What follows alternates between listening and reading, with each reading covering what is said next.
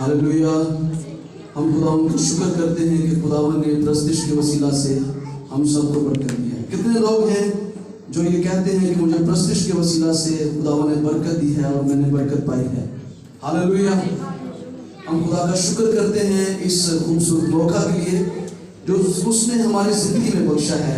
बेशक इंसान होते हुए बहुत सारी बातें, बहुत सारे मसाइल, बहुत सारी मुश्किलात हमारे सामने हैं और इस दुनिया में रहते हुए हमें बहुत सारे चैलेंजेस का सामना है, लेकिन फिर भी हम खुदा का शुक्र करते हैं कि उसने हमें ये वक्त बख्शा है कि आज हम उसकी हज़ूरी में हैं। हालेलुया। मैं उन भाइयों को, उन बहनों को जो आज हमारे चर्च में फर्स्ट टाइम आए हैं या काफ़ी देर के बाद आए हैं, हम उनको वेलकम कहते हैं और मैं गुजारिश करूँगा हम सब के लिए भरपूर ताली बजाएंगे कि खुदा उनके बच्चे को और आने वाले दिनों में खुदा उनको और ज़्यादा अपने जलाल के लिए इस्तेमाल करें। आइए वक्त को ज़ाया किए बगैर हम खुदा के कलाम की तरफ बढ़ेंगे और मैं आपके सामने तिलावत करना चाहूँगा मत्ती रसूल की मार्फत लिखी गई इंजील मुकद्दस और उसका 21वां बाब, उसकी पहली आयत से लेकर 11वीं आयत तक हम कलाम खुदा में से पढ़ेंगे। बड़े गौर से खुदावन का पाक कलाम सुनिएगा क्योंकि आज पाम संडे है, यानी कि खजूरों का एतवार है और इसमें हम उस त्यौहार को मनाने के लिए जा रहे हैं जिसमें एक बहुत शाहाना इस्तकबाल किया गया है। हम उसी वाक़े को आज खुदावन के पाक कलाम में से देखेंगे।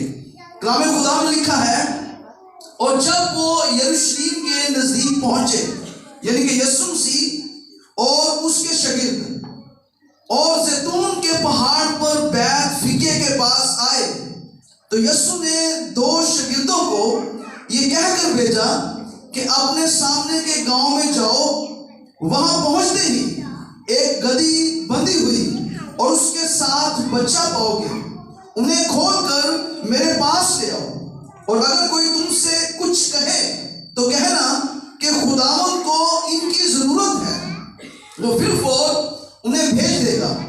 ये इसलिए हुआ कि जो नबी की मार्फत कहा गया था वो पूरा हो कि सयून की बेटी से कहो, देखो देख तेरा बादशाह तेरे पास आता है, वो हलीम है और गधे पर सवार है, बल्कि लादू के बच्चे पर।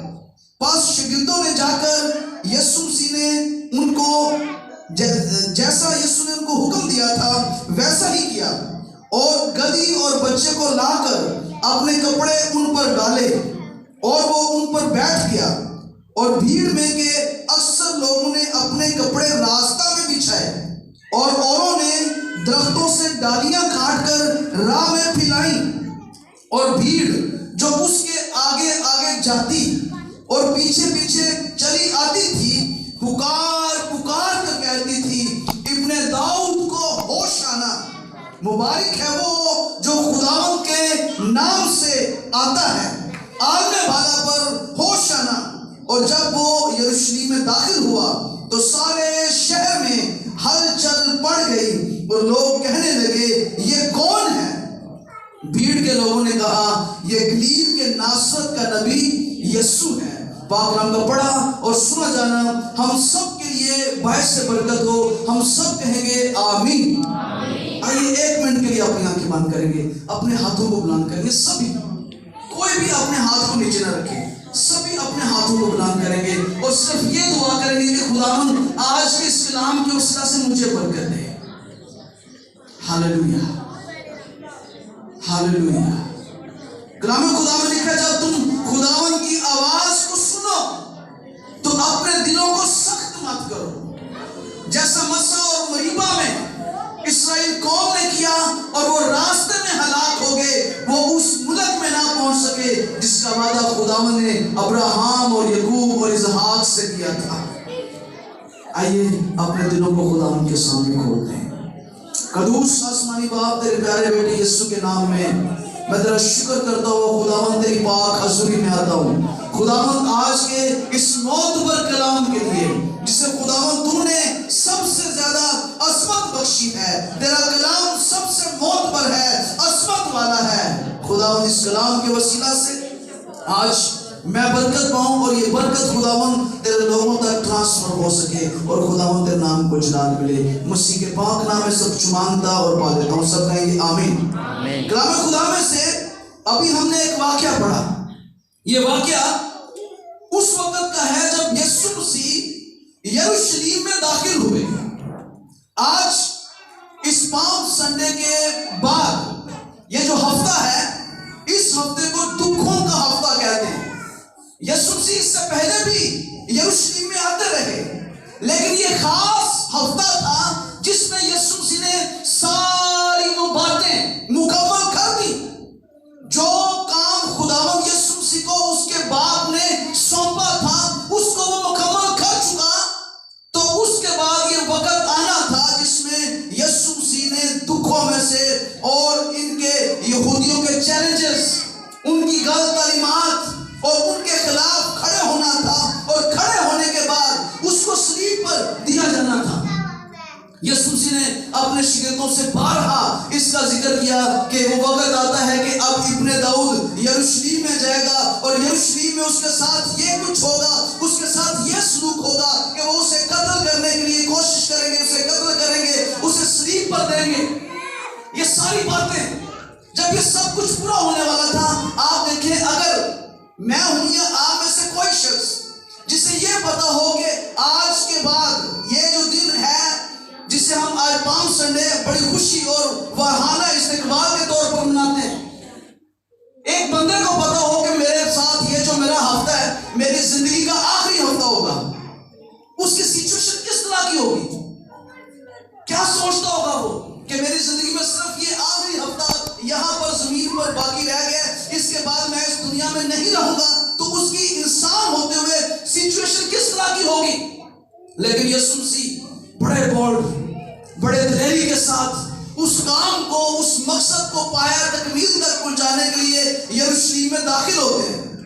اور نہ صرف داخل ہوتے ہیں بلکہ ان پروفیسیز کو, ان نبوتوں کو جو اس کے حق میں انبیاء اکرام نے کی تھی ان کو پورا کرنے کے لیے وہاں پر موجود ہوتے ہیں. اور ایک ایک پروفیسی, ایک ایک نبوت جو یسوع مسیح کے بارے میں کی گئی اس کی وہ پایا تکمیل کے لیے اپنے آپ کو خداوند کے سامنے پیش کرتے ہیں.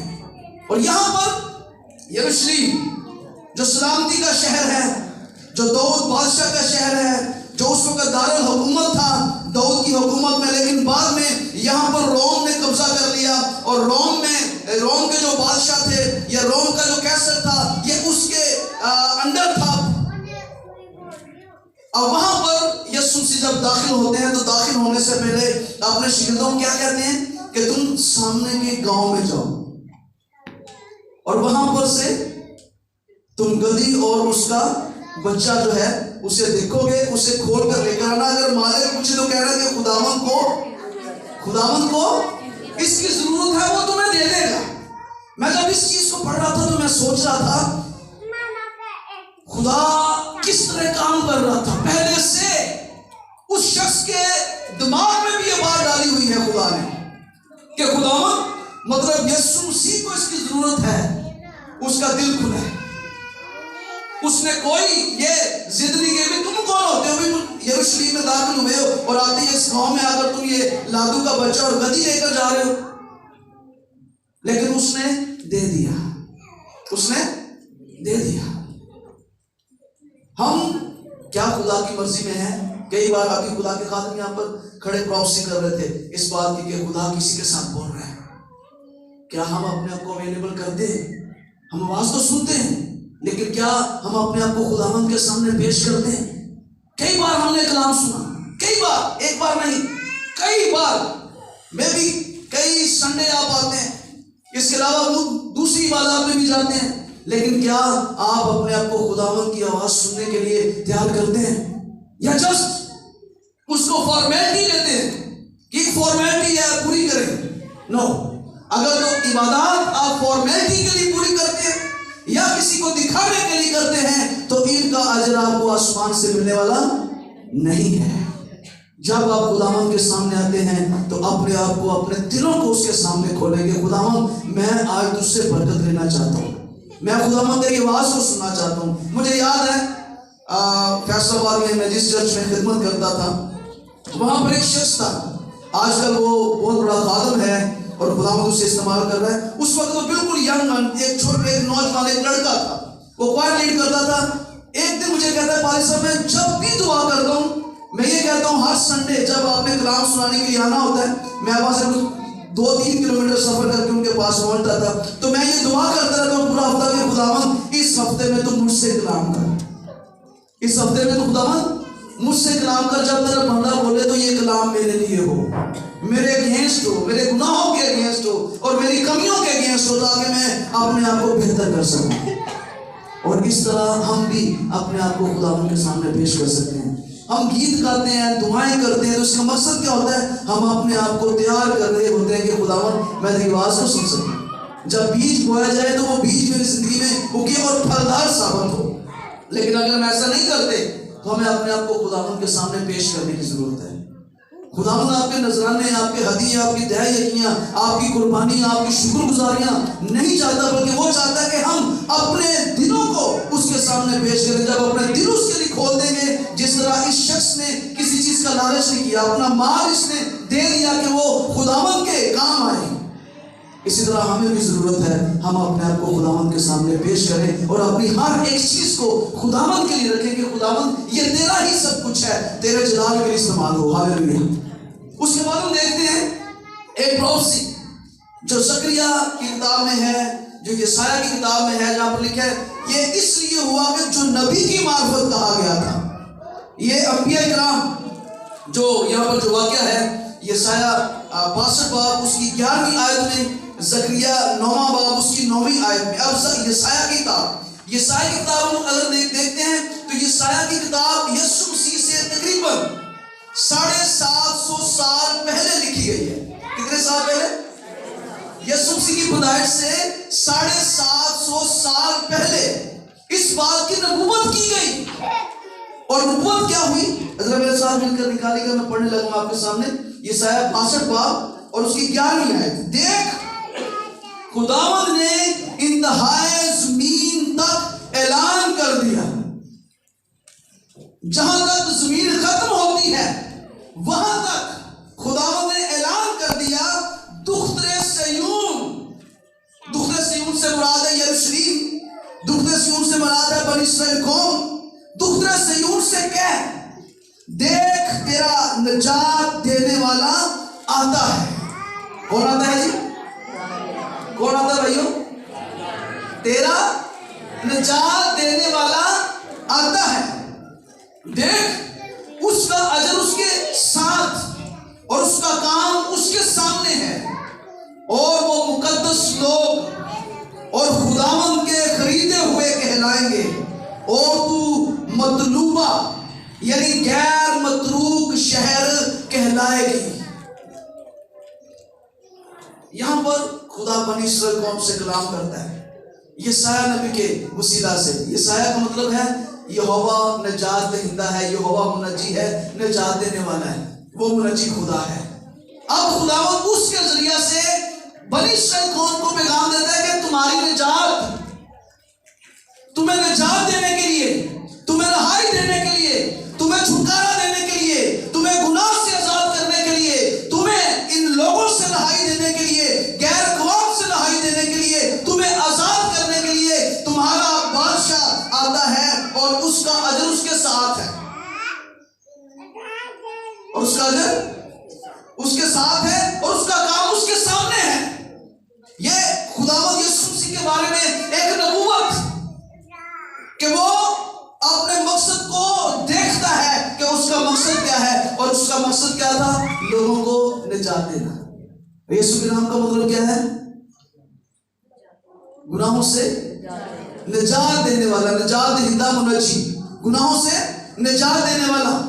और वो मुनज्जी खुदा, जब आगे हम जाकर पढ़ते हैं ज़करिया 9वां बाब और उसकी 9वीं आयत, ये वाक्य जो हमने अभी देखा यहाँ पर, जो प्रोफेसी यहाँ पर हुई है, उसी के मुताबिक लिखा है, ऐ बिन्ते सयून तू नहायत शादमान हो, ऐ बनी इस्राएल कौम, ऐ खुदा के लोगों, तुम जो मसीह को कबूल किए हुए हो और उसकी राह देखते हो, بنی اسرائیل قوم سے یہ کہا گیا تھا کہ یسوع مسیح جب آئے گا وہ تمہیں نجات دے گا. جب یسوع مسیح آئے گا کیا کرے گا؟ تمہیں نجات دے گا. زکریا 9واں باب اس کی 9ویں آیت ہے. لکھا ہے کہ اے بنت صیون تم نہایت شادمان ہو. آج کا دن شادمانی کا دن ہے. ہاللویا. آج کا دن کیسا ہے؟ شادمانی کا. بھائی اشرف بڑی اچھی میٹنگ پرزائڈ کر رہے تو کہہ رہے تھے، بار بار کہہ رہے تھے کہ آج خوش ہوں، آج شادمان ہوں، آج نعرے لگائیں، آج نجات کے لیے اپنے آپ کو خداوند کے سامنے پیش کریں. تو آج کا دن کون سا دن ہے؟ آج کا دن نجات کا دن ہے. آج کا دن شادمان ہونے کا دن ہے. اور لکھا ہے کہ تو نہایت شادمان ہو. اور اے دختر یروشلیم، اے یروشلیم کی بیٹی، اے اسرائیل، اے خدا کے لوگوں، خوب للکار، کیونکہ دیکھ تیرا بادشاہ تیرے پاس آتا ہے. کون آتا ہے جی؟ تیرا بادشاہ. ہم کتنے لوگ کہتے ہیں کہ یسوع مسیح میرا بادشاہ ہے؟ ہاللویا. کتنے لوگ مانتے ہیں کہ یسوع مسیح میرا بادشاہ ہے؟ عمران خان تو ہمارے اسکول میں وزیر اعظم ہے، بادشاہ بھی کوئی اور ہے، لیکن یسوع مسیح ہمارا بادشاہ ہے. ہماری قوم اس بات کا اعلان کرتی کہ یسوع مسیح میرا بادشاہ ہے. اور بادشاہ کا مطلب ہے کہ جو کچھ وہ چاہتا ہے وہ ہو. بادشاہ کی مرضی کے اگینسٹ نہیں جا سکتے. ایسے ہی یا پھر ایک بھائی وہ آرمی میں ہے کہ آپ اپنے جو آپ کے کمانڈرز ہیں، جو آپ کے اوپر بریگیڈیئرز ہیں یا کچھ اور ہیں، جو آپ کے افسر ہیں، آپ ان کے اگینسٹ جا سکتے ہیں؟ نہیں جا سکتے. کیوں؟ کیونکہ پتہ ہے کہ اگر ہم اگینسٹ جائیں گے وہ ہمیں نکال دیں گے، وہ ہمیں سزا بھی دیں گے. اسی طرح جو بادشاہ ہے ہم اس کے اگینسٹ نہیں جا سکتے. اگر ہم کہتے ہیں کہ یسوع مسیح میرا بادشاہ ہے تو ہم اس بات کا اعلان کرتے ہیں کہ میں اس کی بادشاہی کا فرزند ہوں، میں اس کی بادشاہی میں رہنے والا ہوں، اور میں اس کو اوبے کروں گا، اس کے قوانین کو اوبے کروں گا. اور اس کے قوانین کیا ہیں؟ وہ صرف ہماری نجات چاہتا ہے، وہ ہمیں صرف رہائی دینا چاہتا ہے. ہمیں گناہ سے آزاد کرنے کے لیے اس نے بڑا کام کیا ہے. اور لکھا ہے کہ تو کیا اگر وہ صادق ہے اور نجات اس کے ہاتھ میں. صادق کا مطلب وہ سچا ہے، وہ سچا ہے اور نجات اس کے ہاتھ میں ہے. نجات دینے کے لیے بڑے لوگ اس دنیا میں آئے. لوگوں نے اپنی قوموں کو آزاد کروایا، قوموں کے لیے بڑا کچھ کیا.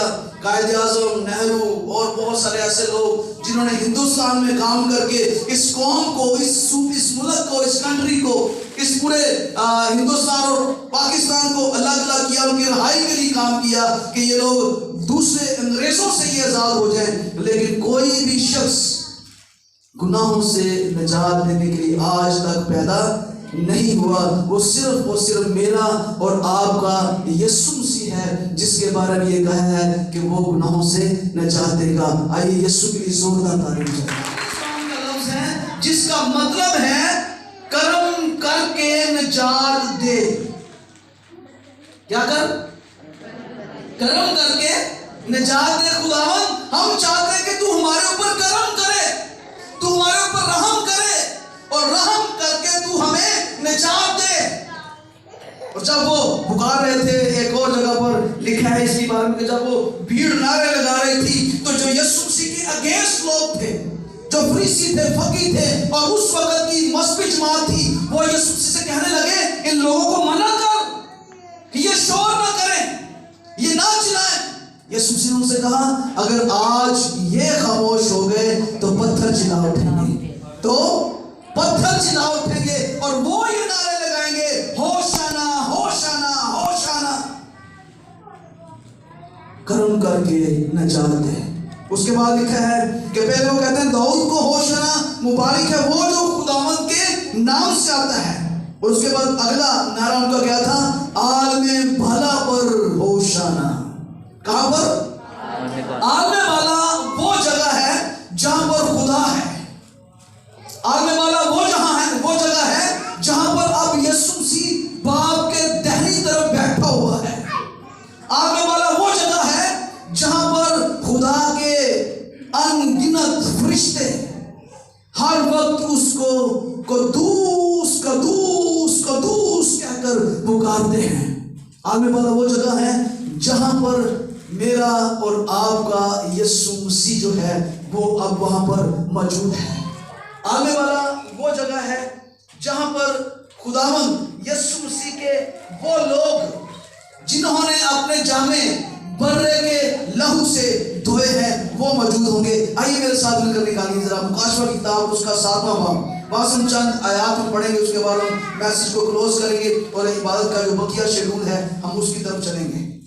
مکاشفہ 7واں باب اور اس کی 9ویں آیت سے میں پڑھنا شروع کروں گا۔ لکھا ہے، ان باتوں کے بعد جو میں نے نگاہ کی تو کیا دیکھتا ہوں کہ ہر ایک قوم، کون ہے یہاں پر؟ ہر ایک قوم، صرف مسیحی نہیں، یاد رکھیے اس واقعے سے کہ صرف مسیحی نہیں بلکہ ہر ایک قوم اور قبیلہ اور امت اور اہل زبان کی ایک ایسی بڑی بھیڑ جسے کوئی شمار نہیں کر سکتا، سفید جامے پہنے اور کھجور کی ڈالیاں اپنے ہاتھوں میں لیے ہوئے تخت اور برہ کے آگے کھڑی ہے۔ ہاللیلویہ۔ کہاں پہ کھڑی ہے؟ تخت کے سامنے اور برہ کے سامنے، جہاں پر خداوند کا تخت ہے عالم بالا پر۔ یہاں پر لکھا ہے کہ عالم بالا پر ہوشنا، اور یہ عالم بالا کا سین کہ وہاں پر جن لوگوں نے یسوع مسیح کو قبول کیا، جن لوگوں نے اپنے جامے برے کے لہو سے دھوئے، جن لوگوں نے اپنے آپ کو خداوند کے سامنے پیش کر دیا اور کہا کہ خداوند میں اپنے گناہوں سے توبہ کرتا ہوں، چاہے وہ کسی قوم سے تھے، کسی امت سے تھے، کوئی بھی زبان ان کی تھی، لیکن جب انہوں نے یہ کہہ دیا کہ خداوند یسوع میں تجھے اپنا نجات دہندہ قبول کرتا ہوں، تو ان کو سفید جامے دیے گئے۔ اور آگے پڑھتے ہیں، یہ کیا کر رہے تھے؟ خدا کی حمد کر رہے تھے اور برہ کے آگے کھڑے تھے اور بڑی آواز سے چلا چلا کر کہتی ہے کہ نجات ہمارے خدا کی طرف سے ہے، اور جو تخت پر بیٹھا ہے اور برہ کی طرف سے، اور سب فرشتے اس تخت اور بزرگوں اور چاروں جانداروں کے گردا گرد کھڑے ہیں۔ پھر وہ تخت کے آگے منہ کے بل گر پڑے اور خداوند کو سجدہ کر کے کہا آمین۔ کیا کہا؟ آمین۔ حمد اور تمجید اور حکمت اور شکر اور عزت اور قدرت اور طاقت اب تو بعد ہمارے خدا کی ہو، آمین۔ اور بزرگوں میں سے ایک نے مجھ سے کہا، یہ سفید جامے پہنے ہوئے کون ہیں اور کہاں سے آئے ہیں؟ میں نے اس سے کہا کہ اے میرے خداوند، تو ہی جانتا ہے۔ اس نے مجھ سے کہا، یہ وہی ہیں جو اس بڑی مصیبت میں سے نکل کر آئے ہیں، انہوں نے اپنے جامے برے کے خون سے دھو کر سفید کیے ہیں۔ اسی سبب سے یہ خدا کے تخت کے سامنے ہیں اور اس کے مقدس میں رات دن اس کی عبادت کرتے ہیں، اور جو تخت پر بیٹھا ہے وہ اپنا خیمہ ان کے اوپر تانے گا۔ اس کے بعد نہ کبھی ان کو بھوک لگے گی، نہ پیاس، اور نہ کبھی ان کو دھوپ ستائے گی اور نہ گرمی، کیونکہ جو برہ تخت کے بیچ میں ہے وہ ان کی گلہ بانی کرے گا اور انہیں آب حیات کے چشموں کے پاس لے جائے گا، اور خدا ان کی آنکھوں کے سب آنسو پوچھ دے گا۔ پاک کلام کو پڑھا اور سنا جانا ہم سب کے لیے باعث برکت ہو، ہم سب کہیں گے آمین۔ یہ وہ بڑی جماعت ہے، یہ آپ کا اجر ہے، یہ میرا اور آپ کا اجر ہے۔